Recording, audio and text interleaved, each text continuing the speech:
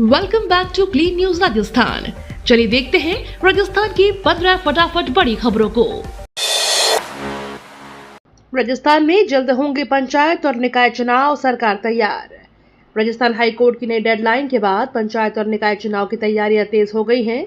UDH मंत्री झाबर सिंह खर्रा ने कहा कि सरकार चुनाव कराने के लिए पूरी तरह से तैयार है।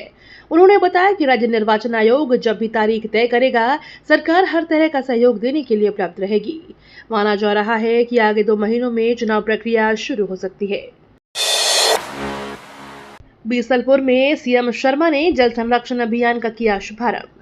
राजस्थान के मुख्यमंत्री भुजनलाल शर्मा ने बीसलपुर में जल संरक्षण अभियान का शुभारंभ किया। इस दौरान उन्होंने लोगों से जल संरक्षण को जन आंदोलन बनाने की अपील की। कार्यक्रम में जल बचाने और पर्यावरण संरक्षण का संदेश दिया गया। मुख्यमंत्री ने कहा कि पानी की हर बूंद की कीमत समझना जरूरी है और आने वाली पीढ़ियों के लिए जल संरक्षण बेहद महत्वपूर्ण है। भीषण गर्मी में पशुओं को राहत, दोपहर में काम पर रोक। भीषण गर्मी और लू को देखते हुए राजस्थान सरकार ने पशुओं से दोपहर 12 से 3 बजे तक काम कराने पर रोक लगा दी है। सरकार ने भार वाहन और कृषि कार्य में पशुओं के उपयोग पर प्रतिबंध लगाने के निर्देश दिए हैं। पशु पक्षियों के लिए जलकुंड और परिंडे लगाने को भी कहा गया है।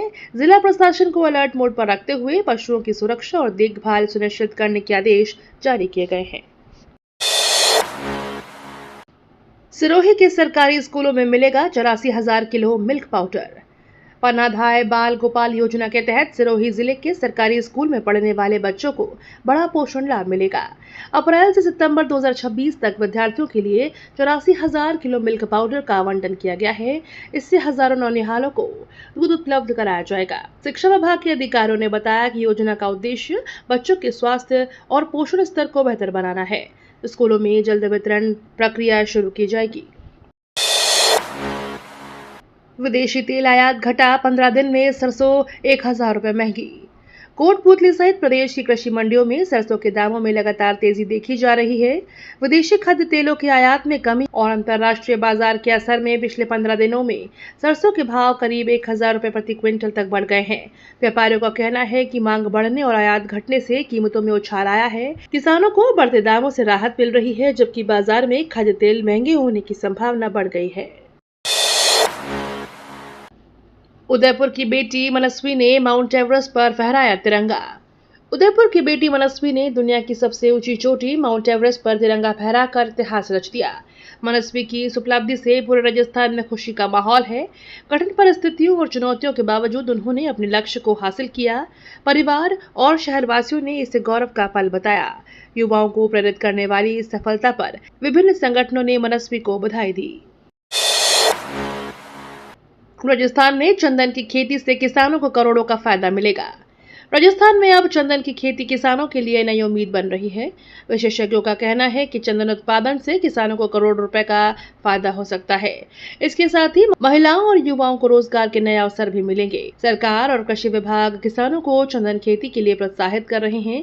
इससे कृषि क्षेत्र में नवाचार बढ़ेगा और ग्रामीण अर्थव्यवस्था को भी मजबूती मिलने की उम्मीद है। सहकारी समितियों में 25 करोड़ का गबन, ग्रामीणों ने मांगी राहत। हनुमानगढ़ की ग्राम सेवा सहकारी समितियों में करीब 25,000 करोड़ रुपए का गबन का मामला सामने आने के बाद ग्रामीणों में नाराजगी बढ़ गई है। तलवाड़ा झील, रतनपुरा और टिब्बी के पीड़ितों ने सहकारिता मंत्री गौतम कुमार डाक से मुलाकात कर जमा राशि लौटाने की मांग की है। मंत्रियों ने दोषियों पर कार्यवाही और पीड़ितों को राहत दिलाने का आश्वासन दिया है। मामले को लेकर प्रशासनिक जाँच भी तेज कर दी गई है। आमेर महल की भव्यता से प्रभावित हुए मार्को रूबियो। अमेरिकी विदेश मंत्री मार्को रूबियो ने पत्नी जेनेट डी रूबियो के साथ आमेर फोर्ट का दौरा किया। आमेर महल की ऐतिहासिक भव्यता, शीश महल की कलाकारी और राजस्थानी संस्कृति ने उन्हें खास प्रभावित किया। दौरे के दौरान रूबियो ने आमेर को इनक्रेडिबल पैलेस बताया। विदेशी मेहमानों के स्वागत के लिए पारंपरिक राजस्थानी अंदाज में विशेष व्यवस्थाएं की गई थी। जालौर सिरोही सांसद लुम्बाराम चौधरी को मिलेगा संसद रत्न पुरस्कार। जालौर सिरोही से सांसद लुम्बाराम चौधरी को संसद रत्न पुरस्कार से सम्मानित किया जाएगा। यह सम्मान संसद में उत्कृष्ट प्रदर्शन और जनहित के मुद्दों को मजबूती से उठाने के लिए दिया जा रहा है। पुरस्कार की घोषणा के बाद क्षेत्र में खुशी की लहर दौड़ गई है। भाजपा कार्यकर्ताओं और समर्थकों ने इसे जिले के लिए गौरव का क्षण बताया। स्थानीय लोगों ने सांसद को शुभकामनाएं देते हुए उनके कार्यों की सराहना की। 72 करोड़ से बनेगा सलारपुर 220 केवी जीएसएस, बिजली तंत्र होगा मजबूत। उद्योग क्षेत्र की बिजली व्यवस्था मजबूत करने के लिए सलारपुर में 220 केवी जीएसएस का निर्माण किया जाएगा। करीब 72 करोड़ रुपए की लागत वाली इस परियोजना की प्रक्रिया अब तेज हो गई है। प्रसारण निगम ने रिको को खाते में 6 करोड़ 48 लाख रुपए की मांग पत्र राशि और जीएसटी जमा करा दी है। अधिकारियों का कहना है कि जीएसएस बनने से उद्योगों और आसपास के क्षेत्रों में बिजली आपूर्ति बेहतर होगी और तकनीकी समस्याओं में भी कमी आएगी। 11 साल बाद भी सस्ते आवास का सपना अधूरा, लाखों परिवार इंतजार में। राजस्थान के 31 शहरों में लाखों लोगों को सस्ते आवास उपलब्ध कराने की योजना अब तक पूरी तरह से नहीं हो पाई है। करीब 28 लाख नए मकान बनाए जाने थे, लेकिन 11 साल बाद भी बड़ी संख्या में परिवार अपने घर का इंतजार कर रहे हैं। परियोजनाओं में देरी और प्रशासनिक अड़चनों के कारण लोगों को परेशानी उठानी पड़ रही है। शहरों में बढ़ती आबादी के बीच किफायती आवास की जरूरत लगातार बढ़ती जा रही है। 21 दिन बाद तैतरोल पहुंचा नर्मदा का पानी, जालौर को राहत। 21 दिन के क्लोजर के बाद नर्मदा परियोजना का पानी तैतरोल एफआर प्रोजेक्ट तक पहुंच गया है। इससे जालौर जिले में लंबे समय से चल रहे पेयजल संकट से राहत मिलने की उम्मीद बढ़ गई है। पानी पहुंचने के बाद प्रशासन ने वितरण व्यवस्था को लेकर तैयारियां शुरू कर दी है। भीषण गर्मी के बीच लोगों को अब जल्द पर्याप्त पानी मिलने की संभावना है। स्थानीय लोगों ने इसे राहत भरी खबर बताया है। बेनीवाल बोले, भैराणा धाम बचाने को 27 मई को महापड़ाव।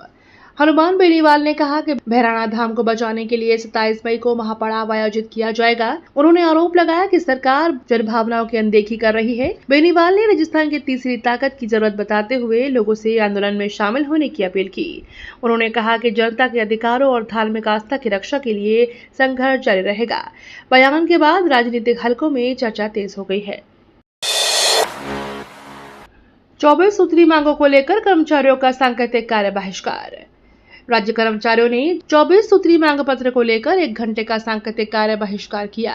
कर्मचारियों ने सरकार से लंबित मांगों को जल्द पूरा करने की मांग उठाई। इस दौरान विभिन्न विभागों के कर्मचारी विरोध प्रदर्शन में शामिल हुए और नारेबाजी भी की। कर्मचारियों का कहना है कि वेतन विसंगतियां, पदोन्नति और भत्तों सहित कई मुद्दे लंबे समय से लंबित हैं। मांगे नहीं मानी गई तो आंदोलन तेज करने की चेतावनी दी गई है। जैन साधु साध्वियों की सुरक्षा को लेकर राष्ट्रीय नीति की मांग तेज। जैन साधु साध्वियों की सुरक्षा को लेकर राष्ट्रीय स्तर पर नीति बनाने की मांग तेज हो गई है। बूंदी, अजमेर और कुचामन में समाज के लोगों ने रैली निकालकर सरकार से सुरक्षा व्यवस्था मजबूत करने की अपील की है। प्रदर्शन में बड़ी संख्या में श्रद्धालु शामिल हुए। समाज के प्रतिनिधियों ने कहा कि लगातार बढ़ रही घटनाओं को देखते हुए साधु साध्वियों की सुरक्षा के लिए सख्त और प्रभावी नीति बनाई जानी चाहिए। डिजिटल युग में भी सरकारी स्कूल इंटरनेट सुविधा से दूर।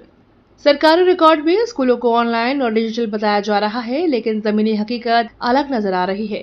क्षेत्र के 242 विद्यालयों में से अधिकांश में इंटरनेट सुविधा उपलब्ध नहीं है। खासकर 145 प्राथमिक विद्यालय ऐसे हैं जहां एक भी इंटरनेट कनेक्शन नहीं है। इंटरनेट अभाव के कारण विद्यार्थियों और शिक्षकों को ऑनलाइन शिक्षा व सरकारी पोर्टल से जुड़े कार्यों से परेशानी उठानी पड़ रही है। ग्रामीण क्षेत्रों में डिजिटल शिक्षा का सपना अधूरा दिखाई दे रहा है। सचिन पायलट ने नीट और विदेश नीति पर सरकार को घेरा। कांग्रेस नेता सचिन पायलट ने तेल की कीमतों, नीट पेपर विवाद और अमेरिकी विदेश मंत्री मार्को रूबियो के दौरे को लेकर केंद्र सरकार पर निशाना साधा। पायलट ने कहा कि सरकार को जनता की समस्याओं की कोई चिंता नहीं है। उन्होंने कहा कि भारत की विदेश नीति हमेशा संतुलित रही है और देश की मान सम्मान की रक्षा करना सरकार की जिम्मेदारी है। गंगा दशमी पर गोविंद देव जी मंदिर में सजी दिव्य जल विहार झांकी। जयपुर स्थित गोविंद देव जी टेम्पल में गंगा दशमी के अवसर पर भगवान की भव्य जल विहार झांकी सजाई गई। मंदिर परिसर में चांदी की हौदी को आकर्षक फूलों और रोशनी से सजाया गया। बड़ी संख्या में श्रद्धालुओं ने दर्शन कर पूजा अर्चना की। भजन कीर्तन और धार्मिक कार्यक्रमों से मंदिर परिसर भक्तिमय माहौल में डूबा नजर आया। श्रद्धालुओं ने सुख समृद्धि की कामना करते हुए विशेष आरती में भाग लिया। जयपुर सीकर हाईवे पर 23 करोड़ का फ्लाईओवर वाहनों के लिए खुला। जयपुर सीकर नेशनल हाईवे 52 पर उदयपुरिया तिराहे का नया फ्लाईओवर वाहनों के लिए खोल दिया गया है। करीब 23 करोड़ रुपए की लागत से बने इस फ्लाईओवर से 25 गांव के लोगों को बड़ी राहत मिलेगी। लंबे समय से जाम और सड़क हादसों से परेशान लोग अब सुरक्षित और सुगम सफर कर सकेंगे।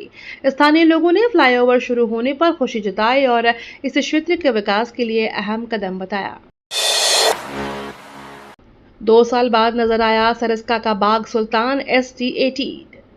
सरिस्का टाइगर रिजर्व का चर्चित बाघ सुल्तान ST-18 करीब 2 साल बाद फिर नजर आया है। वन विभाग के कैमरों में बाघ की गतिविधियां कैद हुई हैं। वहीं ST-19 के 4 शावक वाटर होल में अटखेलियां करते दिखाई दिए। बाघों की मौजूदगी से वन विभाग और वन्यजीव प्रेमियों में उत्साह है। अधिकारियों का कहना है कि सरिस्का में वन्यजीव संरक्षण के प्रयास लगातार बेहतर परिणाम दे रहे हैं। राजस्थान की 3 हस्तियों को पद्मश्री, लोक संस्कृति को राष्ट्रीय सम्मान। राष्ट्रपति द्रौपदी मुर्मू ने राजस्थान की 3 विभूतियों गफरुद्दीन मेवाती जोगी, तगाराम भील और स्वामी ब्रह्मदेव को पद्मश्री सम्मान से नवाजा। लोक संस्कृति, संगीत और समाज सेवा के क्षेत्र में उनके योगदान को राष्ट्रीय स्तर पर सराहा गया। सम्मान मिलने से राजस्थान में खुशी का माहौल है। विभिन्न संगठनों और जनप्रतिनिधियों ने इसे प्रदेश के लिए गौरव का क्षण बताया। अमेरिका में पेट्रोल ज्यादा महंगा, भारत में बढ़ोतरी कम, बोले मदन राठौर। बीजेपी नेता मदन राठौर ने पेट्रोल डीजल की कीमतों को लेकर बयान दिया है। उन्होंने कहा कि अमेरिका में पेट्रोल की कीमतें 56% अधिक बढ़ी हैं, जबकि भारत में बढ़ोतरी काफी कम रही है। बीकानेर दौरे पर रवाना होते समय उन्होंने कहा कि केंद्र सरकार आम जनता को राहत देने के लिए लगातार काम कर रही है। इस दौरान केंद्रीय गृह मंत्री अमित शाह के दौरे को लेकर भी तैयारियां पर चर्चा हुई। जनगणना ड्यूटी से गायब शिक्षकों पर कार्यवाही, FIR दर्ज करने के आदेश। जनगणना 2027 की ड्यूटी से अनुपस्थित रहने वाले शिक्षकों पर प्रशासन ने सख्त रुख अपनाया है। ड्यूटी से गायब शिक्षकों के खिलाफ FIR दर्ज कराने के आदेश दिए हैं। बताया जा रहा है कि कई शिक्षक बिना सूचना के प्रशिक्षण और सर्वे कार्य से नदारद रहे। प्रशासन ने इसे सरकारी कार्य में लापरवाही मानते हुए कार्रवाई शुरू की है। अधिकारियों ने स्पष्ट कहा कि जनगणना जैसे महत्वपूर्ण कार्यों में किसी भी तरह की लापरवाही बर्दाश्त नहीं की जाएगी। वेणुगोपाल का बीजेपी पर हमला, बोले महंगाई से जनता बेहाल। कांग्रेस नेता KC वेणुगोपाल ने बीजेपी सरकार पर तीखा हमला बोला। उन्होंने कहा कि देश में सरकार नाम की कोई चीज नहीं बची है और जनता महंगाई से परेशान है। वेणुगोपाल ने आरोप लगाया कि केंद्र सरकार आम लोगों की समस्याओं पर ध्यान नहीं दे रही है। बढ़ती कीमतों से गरीब और मध्यम वर्ग सबसे ज्यादा प्रभावित हो रहे हैं। उन्होंने कहा कि कांग्रेस जनता की आवाज उठाती रहेगी। ये तो थी राजस्थान की बड़ी खबरें। रोजाना सबसे पहले अपडेट पाने के लिए क्लीन न्यूज राजस्थान को अभी सब्सक्राइब करें।